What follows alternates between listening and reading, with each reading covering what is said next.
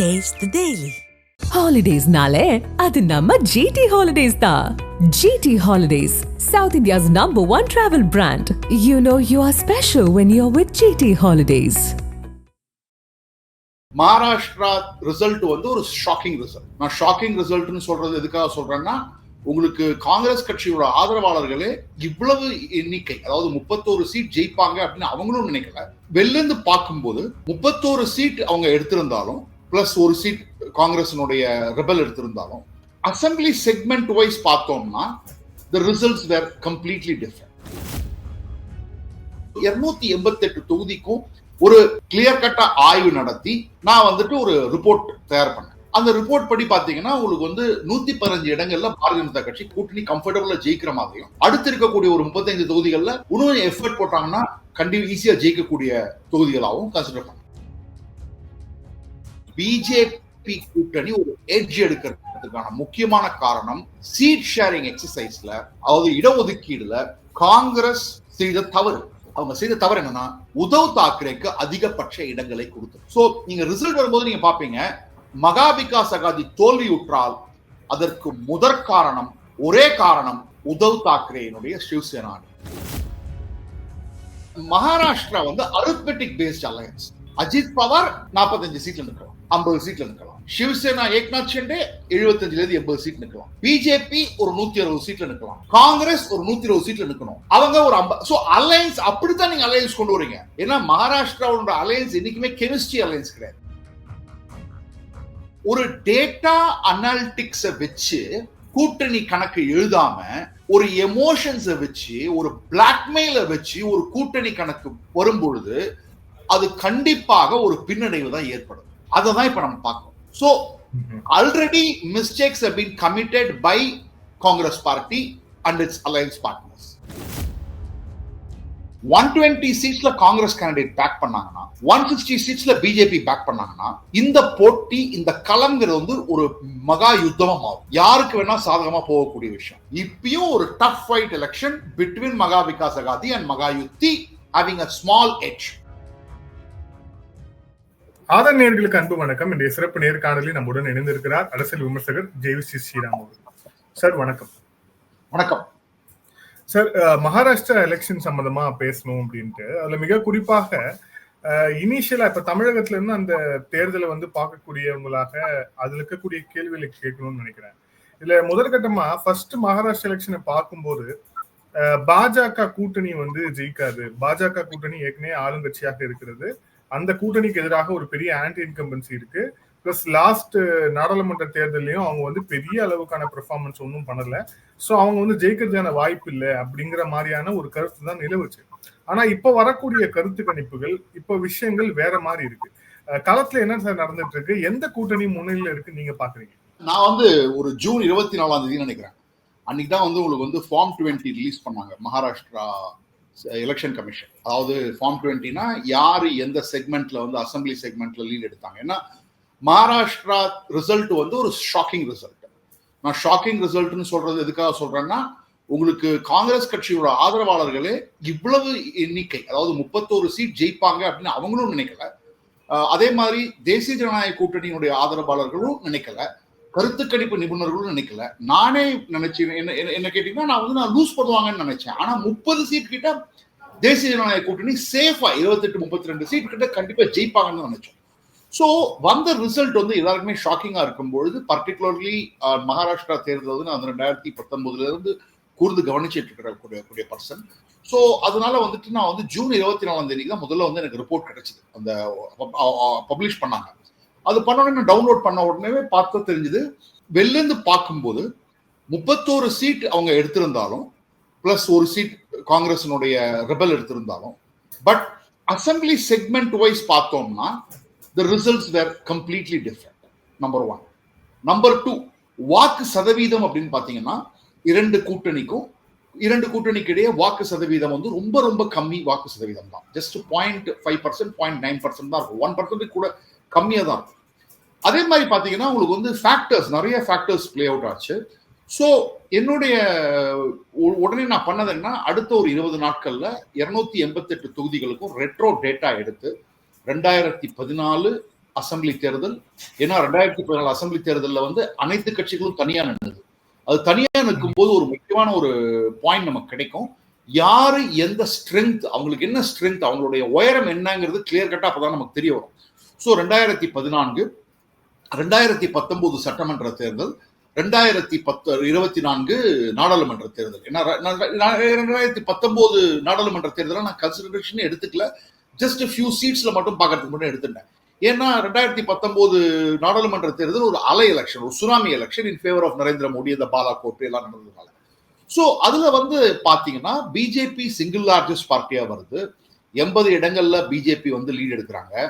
BJP பல இடங்கள்ல lead எடுத்தும், அதாவது ஒரு சில இடங்கள்ல வந்து ஒரு 4 இல்ல 5 சட்டமன்ற தொகுதிகளை லீட் எடுத்தாலும் 1 or 2 இடத்துல டெமோகிராபிக் சிச்சுவேஷன்னால ப்ராபப்ளி முஸ்லிம் பாப்புலேஷன் ஹையரா இருக்கிறது, சில இடத்துல எஸ்சி பாப்புலேஷன் ஹையரா இருக்கு. எஸ்சி வந்து எஸ்சியோட ரிசர்வேஷன் எடுத்துருவேன் அவங்க சொன்னது, இதெல்லாம் அஃபெக்ட் ஆனதுனால தான் உங்களுக்கு வந்து ரிசல்ட் வந்தது. ஸோ 288 தொகுதிக்கும் ஒரு கிளியர் கட்டா ஆய்வு நடத்தி நான் வந்துட்டு ஒரு ரிப்போர்ட் தயார் பண்ணேன்.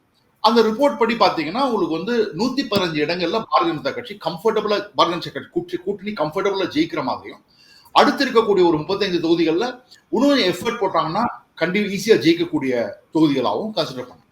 ஸோ என்ன பொறுத்த மட்டும், இன்ஃபேக்ட் நான் வந்து 24 ஜூன் மாசம் 24 நான் ஒரு ட்வீட்டே போட்டிருந்தேன்.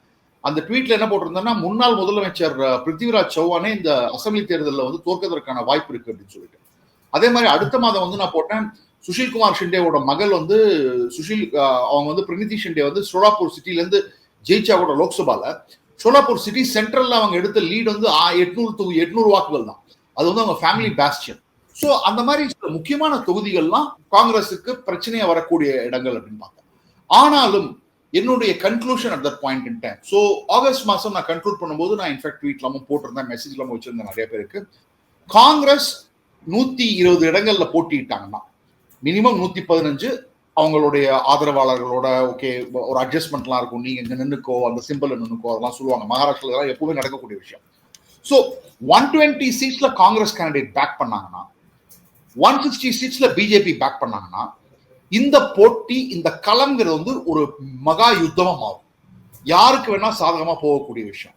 இந்த அலையன்ஸ்ல ஒரு 10% மேல இந்த சேஞ்ச் இருந்தது அப்படின்னு சொன்னா, சீட் ஷேரிங்ல எந்த கூட்டணி டீவியேட் பண்றாங்களோ, இந்த கூட்டணி கணக்குல இருந்து டீவியேட் ஆறாங்களோ, அவங்களுக்கு ஒரு பின்னடைவு ஏற்படும் அப்படிங்கிறது என்னுடைய கணக்கு ஆகஸ்ட் மாசம். ஸோ ஆகஸ்ட் மாச கடைசியில நான் மராத்வாடா போயிருந்தேன், நான்டேட் மாதிரியான இடங்களுக்கு. ஏன்னா அசோக் சவானுடைய தொகுதி அது. அங்க போய் கொஞ்சம் ஆய்வெல்லாம் நடத்தினேன். அதுக்கப்புறம் எங்க டீம்லாம் விதர்பாக் போனாங்க, வெஸ்டர்ன் மகாராஷ்டிரா போனாங்க. நானே மும்பை போயிட்டு இருக்கேன் இப்ப 2 நாள்ல. ஸோ ரிப்போர்ட்ஸ் வந்துகிட்டு இருக்கு, கிரவுண்ட் ரிப்போர்ட்ஸ்லாம் வந்துகிட்டு இருக்கு. ஸோ என்ன பொறுத்த மட்டும் என்ன ஆயிடுச்சுன்னா, இந்த தேர்தலில் உங்களுக்கு ஒரு கடும் போட்டி இருக்கக்கூடிய தேர்தலில் ஒரு பிஜேபிக்கு ஒரு எட்ஜ் கொடுத்துட்டாங்க, பிஜேபி கூட்டணிக்கு ஒரு எட்ஜ் கொடுத்துட்டாங்க. அந்த எட்ஜ் கொடுத்ததற்கான காரணம் என்னன்னா, காங்கிரஸ் வெறும் 102 தொகுதிகளை தான் போட்டிடுறாங்க. அதாவது ஜால்னான்னு ஒரு மாவட்டம் இருக்குங்க, ஜால்னால 3 தொகுதிகள் இருக்கு. டைம் டெஸ்டட் எக்ஸசைஸ் என்னன்னா, 2 தொகுதிகள்ல காங்கிரஸ் நிற்பாங்க, ஒரு தொகுதியில என்சிபி சரத்பவார் நிற்பார். ஓகே, சோ இதுதான் வந்து 62 வருஷமா காங்கிரஸ் அங்க நிற்கக்கூடிய இடம். 62 வருஷத்துல முதல் வாட்டியா அங்க வந்து ஒரு தொகுதியில கூட, இது வாட்டி அது ஜால்னா கிடையாது, இங்கோலியில வந்து 3 தொகுதியில ஒரு தொகுதியில கூட வந்து பாரதிய ஜனதா இது காங்கிரஸ் கட்சி வந்து போட்டியிடல. அப்படிப்பட்ட ஒரு சிச்சுவேஷன். இப்ப பாத்தீங்கன்னா அந்த மாதிரி இடங்கள்லாம் பாத்தீங்கன்னா உங்களுக்கு வந்து இங்கோலி மாதிரி இடத்துலாம் ஆக்சுவலா பிஜேபி ஜெயிக்கிறதுக்கான வாய்ப்புகளே கிடையாது. இன்ஃபேக்ட் நான் வந்து ஜூலை மாசம் கொடுத்த ரேட்டிங் படி பாத்தீங்கன்னா, டஃப் வீக் ஒரு தொகுதி, பேட்டில் கிரவுண்ட் ரொம்ப ரொம்ப கஷ்டமானது 2 தொகுதி, பிஜேபிக்கு பி கேட்டகரி 0, ஏ கேட்டகரி 0. இப்ப 3ல 2 தொகுதி இப்ப தேசிய ஜனநாயக கூட்டணி ஒண்ணுல ஜெயிச்சிருவாங்க, ஒண்ணுல ஆல்மோஸ்ட் லீட் எடுக்கிறாங்க. சோ ஏன்னா அங்க எஸ்எஸ்யூபிடி கொடுத்துருக்காங்க டிக்கெட். அந்த எஸ்எஸ்யூபிடி கொடுத்த டிக்கெட் எஸ்எஸ்யூபிடியும் கரெக்டான ஆளுக்கும் கொடுக்கல. அவர் வந்து காங்கிரஸ்ல இருந்து எஸ்எஸ்யூபிடிக்கு போனவர். சோ ரெபல் இந்த மாதிரி ஒவ்வொரு மாவட்டமும் நீங்க மைக்ரோஸ்கோபிக்கா பார்க்கும்பொழுது ஏன் பாரதிய ஜனதா கூட்டணிக்கு எட்ஜ் இருக்கு. இன்னைக்கு கூட வந்து கன்க்ளூசிவா நம்மளால சொல்ல முடியாது, பட் எட்ஜ் இருக்கு. காரணம் என்னன்னா, முதல் காரணம் இந்த லட்கி பேன் யோஜனா அதெல்லாம் சொல்லலாம். ஃபார்மருக்கு வந்து சோயாபீன் ஃபார்மர் ரொம்ப அஃபெக்ட் ஆயிருக்காங்க, காட்டன் ஃபார்மர் ரொம்ப அஃபெக்ட் ஆயிருக்காங்க, இந்த மராட்டா இஷ்யூஸ் நிறைய இஷ்யூஸ் வந்திருக்கு. இதெல்லாம் இருப்பினும் என்ன ஆயிட்டு இருக்குன்னா, ஒரு பிஜேபி கூட்டணி ஒரு எட்ஜ் எடுக்கிறதுக்கான முக்கியமான காரணம் சீட் ஷேரிங் எக்ஸசைஸ்ல, அதாவது இடஒதுக்கீடுல காங்கிரஸ் செய்த தவறு. அவங்க செய்த தவறு என்னன்னா, உத்தவ் தாக்கரேக்கு அதிகபட்ச இடங்களை கொடுத்தது. இது வந்து என்ன ஆச்சுன்னா, இதுக்கு காரணம் என்னன்னு சொல்றேன். பாராளுமன்ற தேர்தல்ல Congress went accommodating everybody. Accommodating எவ்ரிபடினா, Aam Aadmi party 2 சீட்டு தான் டெல்லியில கொடுக்குறேன்னா ஓகே அப்படின்னாங்க. அதே மாதிரி ஹரியானால ஆம் ஆத்மி பார்ட்டிக்கு அவ்வளவா கெப்பாசிட்டி இல்லாத இடத்துல ஒரு சீட் கொடுத்தாங்க, லோக்சபா சீட் கொடுத்தாங்க. அதே மாதிரி குஜராத்ல வந்து கொடுத்தாங்க. சோ என்னாச்சு, லோக்சபா தேர்தல்ல நீங்க 22 இடங்கள்ல வந்து நீங்க வந்து யூபிடி நிக்க வச்சீங்க. 22 இடங்கள்ல அவங்க நின்று 9 இடத்துல தான் ஜெயிச்சாங்க. ஆனா காங்கிரஸ் 14 இடத்துல நின்று 13 இடத்துல ஜெயிச்சாங்க. சரத்பவார் வந்து 10 இடத்துல நின்று 8 இடத்துல ஜெயிச்சாரு. சோ ஒரு டேட்டா அனாலிட்டிக்ஸ வச்சு கூட்டணி கணக்கு எழுதாம, ஒரு எமோஷன்ஸை வச்சு, ஒரு பிளாக்மெயில வச்சு ஒரு கூட்டணி கணக்கு வரும்பொழுது அது கண்டிப்பாக ஒரு பின்னடைவு தான் ஏற்படும். அதை தான் இப்ப நம்ம பார்க்கணும். So already mistakes have been committed by Congress party and it's alliance partners. அதாவது ஒரு 20 இடங்கள் உத்தவ் தாக்கரேக்கு அதிகமா கொடுத்திருக்காங்க, ஒரு 15 இடங்கள் சரத்பவாருக்கு அதிகமா கொடுத்திருக்காங்க. இந்த 20, 15ங்கிறது நீங்க வந்து 15, 10, 10னா கூட உங்களுக்கு மேனேஜபிள். இந்த 10, 10 காங்கிரஸ்க்கு வந்திருந்ததுன்னா உங்களுக்கு 120 சீட் வந்திருக்கும் காங்கிரஸ். நான் சொல்ற இடத்துக்கு கரெக்டா வந்திருப்பாங்க. இந்த 120 சீட்ஸ், இந்த 20 இடம் கேப் இருக்கு பாத்தீங்களா, இது வந்து ரொம்ப கஷ்டம் ஃபில் பண்ண. ஏன்னா இது மராத்வாடால இருக்கு, விதர்பால இருக்கு, நார்தர்ன் மகாராஷ்டிரால இருக்கு. அண்ட் உத்தவ் தாக்கரே கிட்ட இருக்கிற எம்எல்ஏ கேண்டிடேட்ஸ் நிறைய பேர் is untested candidates. Shiv Sena Eknath Shinde கிட்ட இருக்கிற கேண்டிடேட்ஸ் சிட்டிங் எம்எல்ஏஸ். சரத்பவார் கிட்ட இருக்கிறவங்களும் அன்டெஸ்டட் கேண்டிடேட்ஸ். பட் சரத்பவாருக்கு ஆர்கனைசேஷனல் பிரசன்ஸ், அவருடைய பர்சனல் பாப்புலாரிட்டி வெஸ்டர்ன் மகாராஷ்டிரால அதிகம் இருக்கு. சோ அதனால அவருடைய candidates will do better than Uddhav Thackeray. So நீங்க ரிசல்ட் வரும்போது நீங்க பாப்பீங்க, மகா விகாஸ் அகாதி தோல்வியுற்றால் அதற்கு முதற் காரணம், ஒரே காரணம் உத்தவ் தாக்கரேனுடைய சிவசேனா. அதுதான் 23. அது இன்னைக்கு நான் சொல்றேன், 23ஆம் தேதி ரிசல்ட் வரும்போது நீங்க பார்க்க போறீங்க. ஆனா உத்தவ், இப்போ நம்ம கடந்த கால தேர்தலில் நம்ம நிறைய தேர்தல் எடுத்தோம் அப்படின்னா, அப்போ ஒரு அலை இருக்கு, ஒரு வேவ் எலெக்ஷன் இருக்கு அப்படின்னா, அதுல சீட் ஷேரிங் எவ்வளவு இருந்தாலும் வந்து ஜெயிக்கிறதையும் நம்ம பார்த்துருக்கோம்ல, அவங்க ஜெயிக்கிற ட்ரெண்டையும் நம்ம பார்த்துருக்கோம்ல. ஃபார் எக்ஸாம்பிள் தமிழகத்திலேயே 25 சீட் வந்து காங்கிரஸ்க்கு வந்து கொடுத்தாங்க திமுக. அதுல வந்து 18 சீட் அவங்க வந்து கன்வெர்ட் பண்ணாங்க, பிளஸ் இதுலயும் கன்வெர்ட் பண்ணிருக்காங்கல்ல. அந்த மாதிரியும் நடந்திருக்குல்ல. நீங்க வினோத், நீங்க வந்து கள்ள யதார்த்தம் தெரியாம நீங்க பேசுறீங்க. சாரி சொல்றது. ஏன்னா திராவிட முன்னேற்ற கழகத்தை சேர்ந்த கலைஞர் கருணாநிதி அவர்கள் 2011 என்ன சொல்லுவாரு, நான் வந்து நாயன்மாரா அவங்களை அமைச்சேன், பஞ்ச பாண்டவரா வந்து நிக்கிறீங்களே, நான் உங்களுக்கு 63 நாயன்மார் வந்திருக்கீங்க நீங்க அப்படின்பாரு. அந்த மாதிரிதான் இருக்கு. ஏன்னா இதை பாருங்க, நீங்க வந்து ஒரு சீட் ஷேரிங் போறீங்கன்னு வச்சுக்கோங்களேன், எந்த கூட்டணியா இருந்தாலுமே. நான் வந்து தமிழ்நாட்டை பத்தி இப்ப நான் பேசுறதுக்கு இஷ்டப்படல. ஏன்னா வந்து 2021 நான் இதே குற்றச்சாட்டு வச்சேன். 2022, 23 அதிமுக இதே குற்றச்சாட்டு வச்சேன். அதாவது என்ன, நீங்க கூட்டணிக்கு பேச்சுக்கு போறீங்கன்னா உங்களுக்கு 2 பக்கமுமே உங்களுக்கு டேட்டா உடப்போம். ஓகே, நீங்க வந்து சிவசேனா உத்தவ் தாக்கரே 1990 இருந்து தேர்தலில் போட்டிட்டு இருக்காங்க. 1990 இருந்து 2019 வரைக்கும் அசம்பிளி தேர்தலில் அவர்களுடைய ஸ்ட்ரைக் ரேட் மேக்சிமம் 44.44, அவர்களுடைய ஓட் ஷேர் மேக்சிமம் 19.5. நீங்க 19.5 இருக்கக்கூடிய கட்சி, ஏன்னா இது ஒரு எலெக்ஷன் 2 எலெக்ஷன்ல கிடையாது, அனைத்து எலெக்ஷன்லயுமே உங்களோட ஓட் ஷேர் 19% மேக்சிமம், உங்களுடைய ஸ்ட்ரைக் ரேட் 44%. சோ நான் உங்களுக்கு 100 சீட் கொடுத்தேன்னா நீங்க மேக்சிமம் உங்களால 44 சீட் ஜெயிக்கும். ஏன்னா மகாராஷ்டிரால கெமிஸ்ட்ரி கிடையாதுங்க. மகாராஷ்டிரால வந்து இட் இஸ் அரித்மெட்டிக். இது நான் கோலாகலாஸ் டிவில ஜூலை மாசமே சொன்னேன். என்னன்னா கெமிஸ்ட்ரி கிடையாது.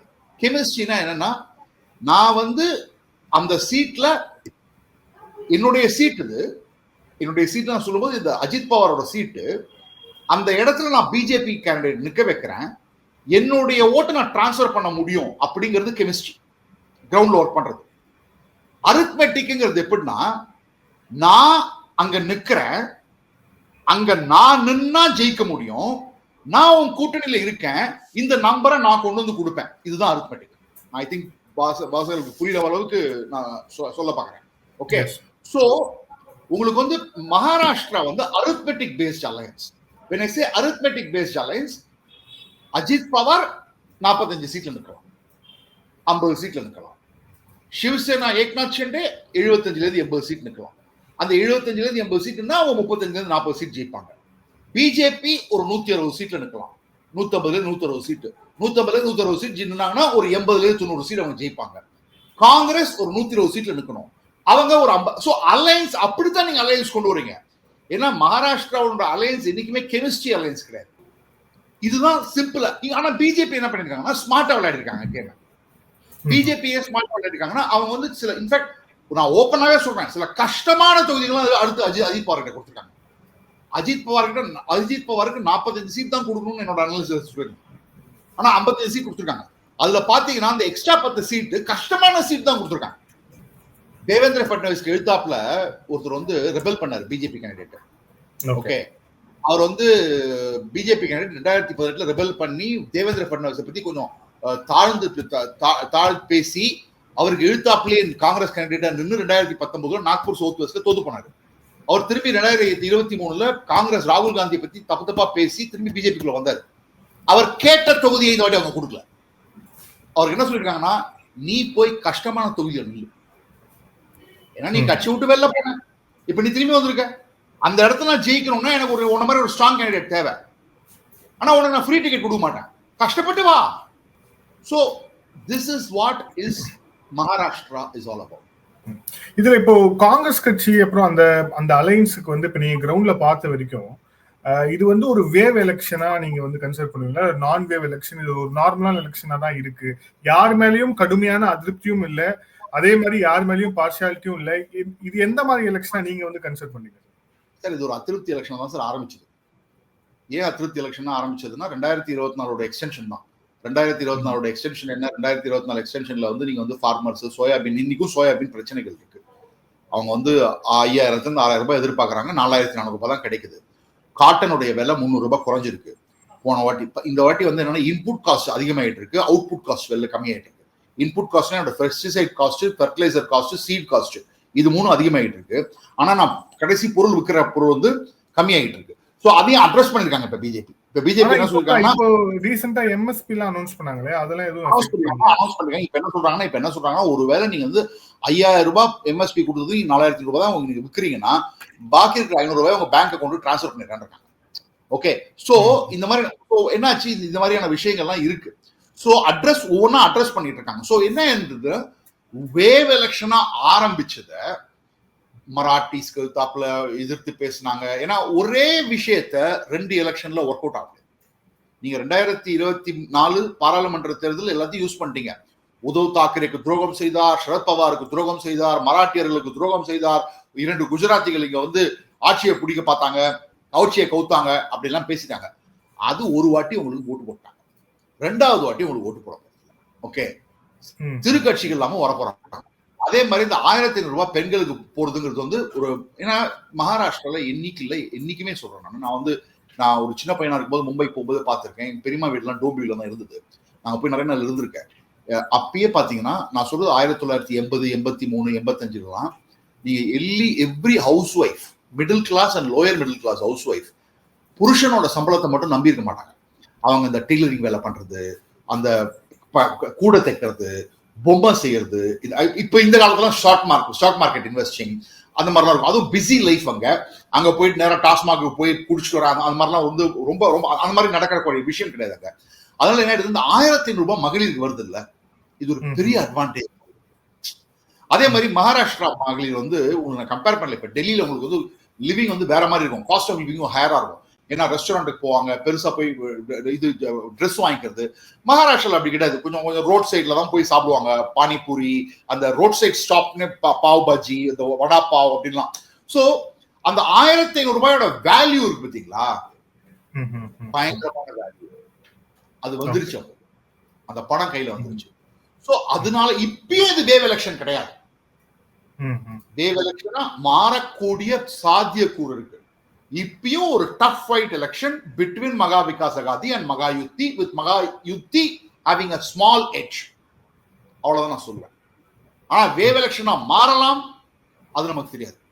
அது கடைசி 5-6 நாட்கள் தான் தெரியும். தவறுகள் ஆல்ரெடி, ஏன்னா ராஜீவ்காந்தி 1990 அவர் செத்து போறதுக்கு முன்னாடி ஒரு கேள்வி கேட்பாங்க, இந்த எலெக்ஷன்ல யார் ஜெயிக்க போறாங்க. அவர் சொல்லுவார், நாங்க தான் ஜெயிக்க போறோம் அப்படின்பாரு. ஏன் அப்படிம்பாங்க. அதுக்கு ஒரு சொல்லுவார், யார் கடைசி தவறு பண்ணாங்களோ அதை தான் வந்து மக்கள் ஞாபகம் வச்சுட்டு இருப்பாங்க. கடைசி தவறு வந்து எதிர்கட்சிகள் செஞ்சுட்டாங்க ஆல்ரெடி. அதாவது ஆட்சியை கொடுக்குறேன்னு சொல்லிட்டு வந்துட்டு என்னை இறக்கிட்டு அதுக்கப்புறம் ஒரு 11 மாசம் கூட ஆட்சி நடத்த முடியல, இன்னொரு ஆட்சி வந்து 6 மாசம் கூட நிலைக்க முடியல, அதனால நான் தான் வரப்போறேன் பாரு. அதனால கடைசி தவறு யார் செய்தார்களோ அவர்களைத்தான் மக்கள் வந்து நம்புவாங்க. அதே மாதிரி யார் முதல்ல ப்ராமிஸ் கொடுக்குறாங்களோ, கலைஞர் கருணாநிதி 2006 சொன்னார் நான் டிவி தரேன்னு, அதுக்கப்புறம் ஜெயலலிதா அம்மா நான் இது தரேன் அது தரேன், நாங்க இவங்க விஜயகாந்த் இது தரேன், மக்களை பொறுத்தவரை முதல்ல அவர் தான்ப்பா சொன்னாரு, அதுதான் நாங்க எடுத்துக்கிறோம். நீங்க அவர் சொன்னாருன்னு நீங்க சொல்றீங்க. ஓகே, நீங்க 3000 ரூபாய் கொடுக்குறேன், நீங்க 1500 ரூபாய் கொடுத்துட்டாங்க 7 மாசம், ஆல்ரெடி அது 2500 ரூபாய் ஆக போறாங்க. இது போதும் எங்களுக்கு.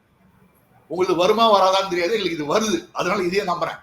Okay, bird in the hand is worth two in the bush. அரசன் நம்பி புருஷனை கைவிட்டுறதுக்கு நான் தயாரா இல்லைன்றாங்க. Okay, but still it is a tough election. Let us see how it is. சரி, ஒரு நல்லா இருக்கு. இது வந்து கடைசி தவறு தான் நினைவில் இருக்குங்கிறது ஒரு ரொம்ப எலெக்ஷனுக்கு ரொம்ப பயன்படுற சைக்காலஜின்னு நினைக்கிறேன். நீங்க நிறைய படிக்கும் போது இல்ல, பழசு படிக்கும் போது நிறைய எலெக்ஷன் சைக்காலஜி நமக்கு தெரிய வரும். அதாவது வெளியெல்லாம் போய் நம்ம வெளிநாட்டுக்கெல்லாம் போயிட்டு வெளிநாட்டு எலெக்ஷனை கவர் பண்ணி நம்ம கத்துக்க வேண்டியது இல்லை. இந்திய எலெக்ஷன்லயும் நிறைய விஷயம் நடந்திருக்கு, நிறைய விஷயம் கத்துக்க வேண்டியிருக்கு. அதெல்லாம் புரிஞ்சுக்கினாலே நம்ம வந்து நிறைய விஷயம் நம்ம அரசியல்ல வந்து கத்துக்கணும். சார், இந்த எலெக்ஷன்ல பாஜகவுக்கு ஆதரவா ஆர்எஸ்எஸ் வந்து ஃபீல்ட்ல ஒர்க் பண்றாங்களா? ஏன்னா வந்து அஜித் பவார் வந்து கூட்டணியில நீடிச்சா வந்து அவங்க ஒர்க் பண்ண மாட்டாங்கன்னு தொடர்ச்சியாக வந்து சொல்லப்பட்டது. அதை தாண்டி அஜித் பவார் வந்து நீடிக்கிறாரு. ஆனா ஆர்எஸ்எஸ் ஒர்க் பண்றாங்க அப்படிங்கிற ஒரு தகவலும் வருது. இது எப்படி நடக்குது சார்? அதாவது அஜித் பவாருடைய வேல்யூ தேவேந்திர ஃபட்னவிஸ் தெரியும்.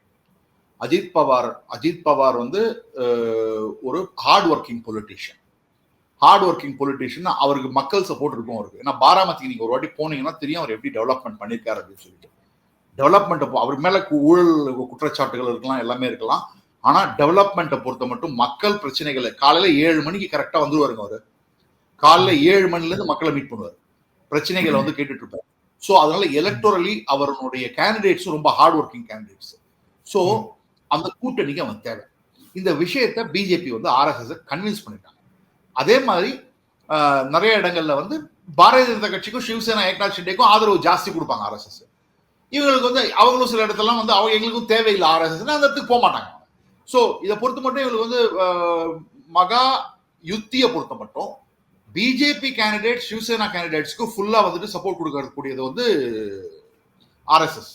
ஓகே, அஜித் பவாரை பொறுத்த மட்டும் நல்ல கேண்டிடேட்ஸ் இருப்பாங்க, நல்ல கேண்டிடேட்ஸ் இருக்கும்போது அவங்க வந்து ஆதரவு கொடுப்பாங்க.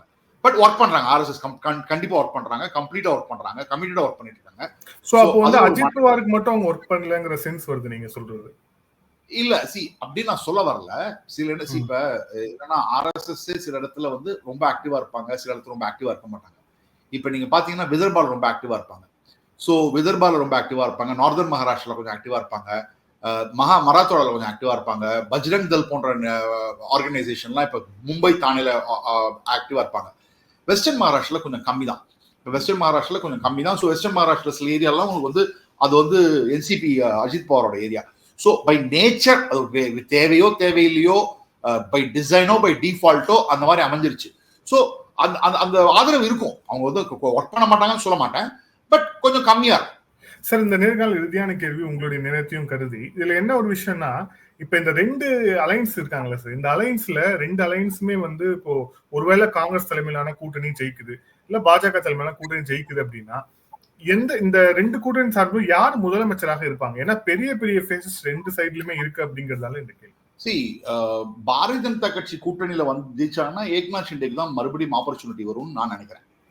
அன்லஸ் அதர்வைஸ் தேவேந்திர ஃபட்னவிஸை வந்து புஷ் பண்ணாங்க தான் உண்டு. பிஜேபி வந்து ஒரு 105 சீட்டு மேல ஜெயிச்சு அந்த மாதிரி பொசிஷன் தான். எனக்கு என்னமோ மை சென்சஸ் தேவேந்திர ஃபட்னவிஸுக்கு ஒரு bigger role is waiting. Devendra Fadnavis is going to become somebody bigger than just the chief minister of Maharashtra in this election. இந்த எலெக்ஷன்ல பாரதிய ஜனதா கட்சி கூட்டணி ஜெயிச்சதுன்னா Devendra Fadnavis I don't want to tell what is that position, but he is set to become somebody big.